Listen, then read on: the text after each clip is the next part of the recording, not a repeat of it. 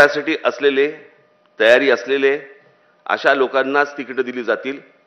Ticket मिळालं की मी पैसे काढायला मोकळा असल्या कोणालाही तिकीट दिलं जाणार नाही.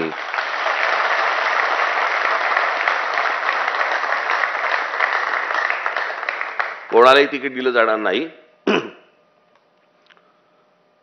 तुम्ही जे बोलाल, तुम्ही जे सांगाल, जे आपले जिल्हाध्यक्ष, तालुकाध्यक्ष, आज अनेक लोक येऊ शकले नाहीत पावसामुळे, पण जे जिल्हाध्यक्ष, तालुकाध्यक्ष, शहर अध्यक्ष जे कोणी आहेत, जी माहिती आहे ती नीट प्रामाणिकपणे द्या.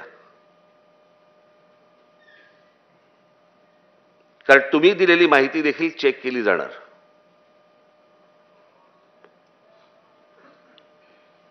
कारण येणाऱ्या विधानसभेच्या निवडणुकीमध्ये मला महाराष्ट्र नवनिर्माण सेनेचे आपले सर्व पदाधिकारी, आपले लोक मला सत्तेत काही करून बसवायचे, काही करून.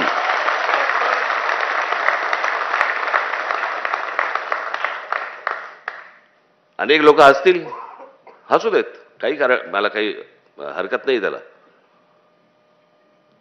पण ती गोष्ट घडणार म्हणजे घडणार.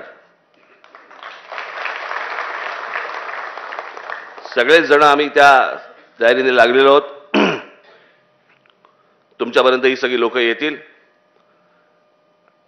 आणि मग त्याच्यानंतर युती होईल का, आपल्याला कोणत्या जागा मिळतील, असला कोणताही विचार मनामध्ये आणू नका. जवळपास 250 ते 250 जागा आपण लढवणार आहोत.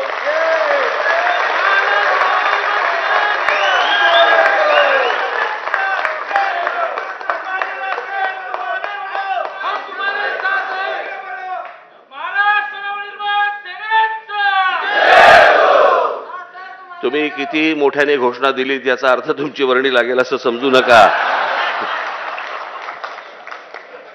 कळलं का? कुठच्याही तुम्ही भ्रमात राहू नका. या सगळ्या गोष्टी अंतिम चेक केल्या जाणार आणि त्याच्यानंतरच या गोष्टींचा निर्णय होणार. त्याच्यामुळे ही सर्व मंडळी ज्या वेळेला या टीम्स येतील, तुम्हाला फोन करतील, तुम्हाला भेटतील, बोलतील तुमच्याशी, आणि त्याच्यानंतर जो काही माझ्याकडे येईल, जो सर्वे येईल, जे काही माझ्याकडे तुमचं चिंतन येईल, मनन येईल, त्याच्यानंतर त्यानुसार पावसा पाण्याचा जरा थोडासा विचार करून, पण जवळपास 1